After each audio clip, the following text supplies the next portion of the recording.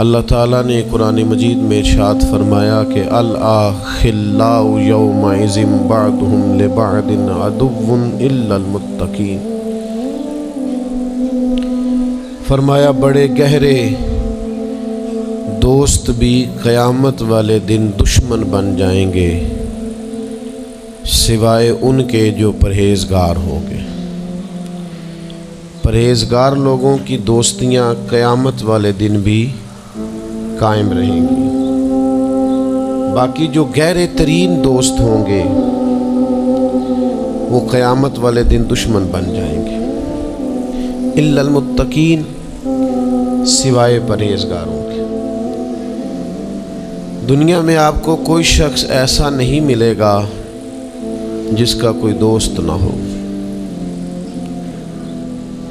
اور وہ لوگ بھی بڑی کثرت سے ملیں گے جو دوستوں کا شکوہ بہت کرتے ہیں۔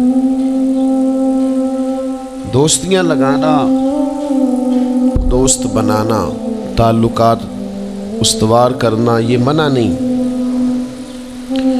شرط یہ ہے کہ دوستی اللہ تعالیٰ کی رضا کے لیے لگائی جائے۔ ہمارے ہاں جتنی تیزی کے ساتھ دوستیاں لگتی ہیں اس سے زیادہ تیزی کے ساتھ دوستیاں ٹوٹ جاتی ہیں۔ اس کی سب سے بنیادی اور اہم وجہ یہ ہوتی ہے کہ ہمارے ہاں دوستیوں کا جو معیار ہوتا ہے وہ دنیاوی لالچ ہوتا ہے۔ ہم اپنے مخصوص مفادات کی خاطر دوستی لگاتے ہیں، اور جب تک ہمارا وہ مفاد پورا ہوتا ہے تب تک تو ہم اس دوستی کو قائم رکھتے ہیں، اور جہاں ہم محسوس کرتے ہیں کہ اب یہ مفاد پورا نہیں ہو رہا وہاں ہم شکوہ، شکایتیں، اعتراضات شروع کر دیتے ہیں، اور اس کا نتیجہ یہ نکلتا ہے کہ بڑی محبت سے شروع ہونے والی دوستی بھی بڑی تیزی سے ٹوٹ جاتی ہے۔ تو میرے بھائیوں یاد رکھیے گا کہ دوستی اور تعلق قائم رکھنے کے لیے سب سے اہم اور سب سے بنیادی ضرورت یہ ہے کہ دوستی محض اللہ کی رضا کے لیے لگائی جائے۔ اللہ کے پیارے حبیب صلی اللہ تعالی علیہ وسلم بیان فرماتے ہیں، حضور فرماتے ہیں قیامت والے دن اللہ کی بارگاہ سے یہ اعلان ہوگا کہ کہاں ہیں وہ لوگ جو میری رضا کے لیے آپس میں محبت کیا کرتے تھے۔ رب فرمائے گا جب آج میرے عرش کے سائے کے علاوہ کوئی سایہ نہیں ہے تو میں انہیں اپنے عرش کا سایہ عطا کروں گا، کیونکہ وہ میری رضا کے لیے آپس میں دوستی کرتے، میری رضا کے لیے انہوں نے آپس میں محبت کی۔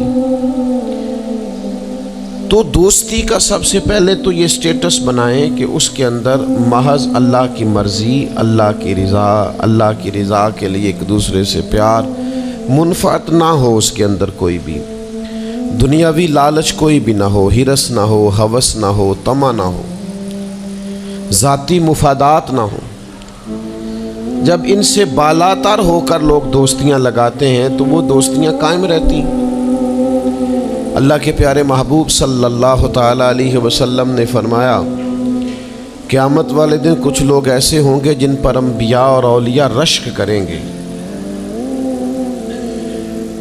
ان کے چہرے 14ویں رات کی طرح چمک رہے ہوں گے، انہیں نور کے ممبروں پہ بٹھایا جائے گا۔ یا رسول اللہ اتنی فضیلت ان لوگوں کو حاصل ہے، یہ کون لوگ ہیں؟ تو حضور فرماتے ہیں یہ وہ لوگ تھے جو جس سے بھی دوستی لگاتے تھے، پیار کرتے تھے، محض اللہ کی رضا کے لیے کرتے۔ تو اللہ تعالیٰ صبح قیامت انہیں اعزازات سے نوازے گا، شرف سے نوازے گا، فضیلت سے نوازے گا۔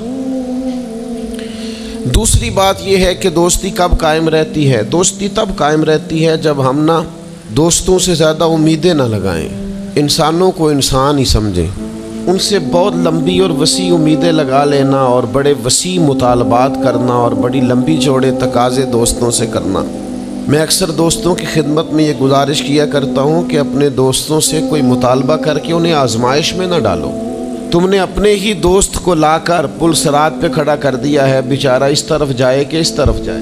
ان سے کوئی ایسا مطالبہ کرنا جو ان کی پہنچ سے باہر ہو، ان کی حیثیت سے بڑھ کر ہو، ان کی طاقت سے زیادہ ہو تو اس کا مطلب یہ ہے کہ آپ نے اپنی دوستی کو خود آزمائش میں ڈال دیا ہے۔ آپ اتنے لمبے چوڑے تقاضے نہ کریں، آپ محدود سا لوگوں کے ساتھ تعلق بنائیں۔ وہ جی میں اس کے اتنا کام آیا ہوں تو اب اس کو اس سے ڈبل آنا چاہیے، تو آپ نے دوستی کی نہیں، آپ نے تو تجارت کی۔ اگر آپ کی محبت ہوتی تو پھر تو آپ کا انداز اور ہوتا، جب تیرا حکم ملا ترک محبت کر دی، دل مگر اس قدر تڑپا کہ قیامت کر دی۔ تو یاد رکھیے گا کہ آپ حکم جب آ گیا، جب آپ محسوس کریں تو اس وقت پھر آپ اس چیز کو سمجھ جائیں۔ تو دوستیوں کو کبھی بھی آپ کٹہرے میں کھڑا نہ کریں، تعلقات کو کبھی بھی آزمائش کی بھیٹ نہ چڑھائیں۔ اس طرح کا ماحول نہ بنائیں جس میں آزمائش پیدا ہو، جس میں تکلیف بڑھ جائے، جس میں کرب کا احساس سامنے والے کو ستائے۔ کوشش کریں گنجائش رہے ماحول کے اندر، آسانی رہے، وسعت رہے۔ تیسری بات یہ ہے کہ اگر آپ محسوس کرتے ہیں کہ دوستی کو چلانا ہے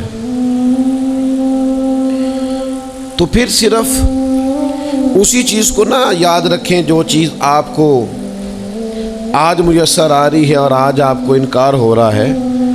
اس سے پہلے جو دوستوں نے بڑی وفائیں کی ہیں وہ بھی تو یاد رکھے نا۔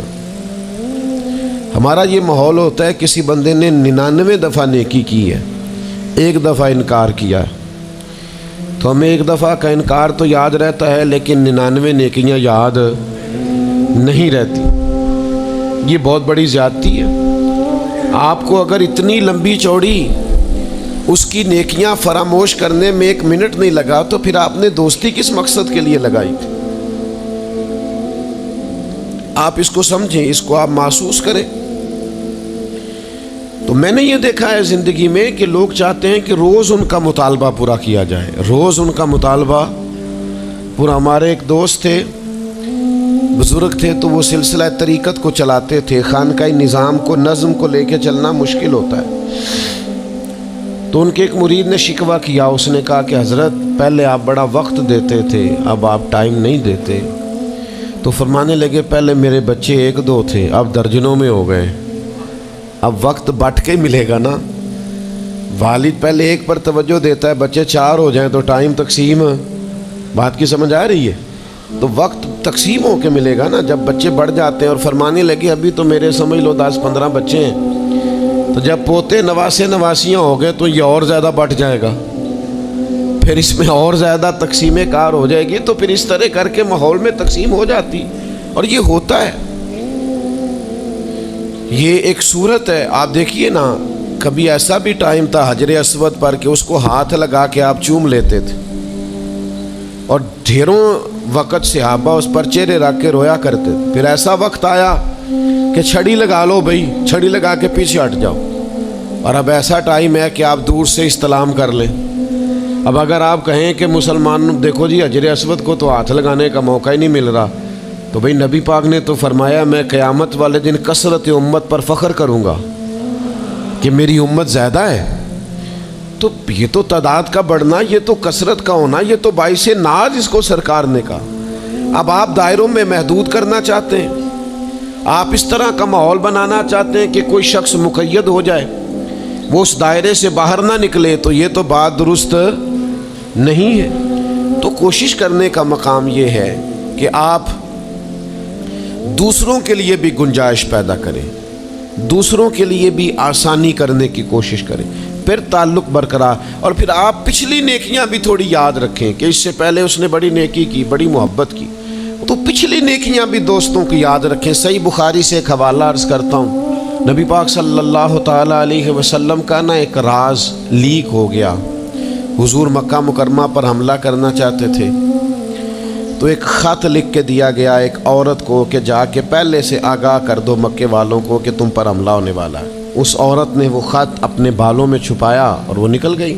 اللہ تعالیٰ نے محبوب پاک کو اطلاع دی، حضور علیہ الصلاۃ والسلام نے حضرت مولا علی کو 2 صحابہ کے ساتھ بھیجا، فرمایا مقام خاک پر تمہیں ایک بی بی ملے گی، اس کے پاس سے خط ہے جو کفار کی طرف جا رہا ہے، اسے گرفتار کرو، وہ خط لے لو اور واپس آ جاؤ۔ حضرت مولا علی شیر خدا رضی اللہ تعالیٰ عنہ وہاں پہنچ گئے، اس خاتون کو گرفتار کر لیا، اس کو کہا وہ خط دے، وہ کہنے لگی میرے پاس تو نہیں ہے، کوئی خط نہیں۔ تو حضرت علی فرمانے لگے چونکہ میرے نبی نے کہا ہے تو خط تیرے پاس ہی ہے۔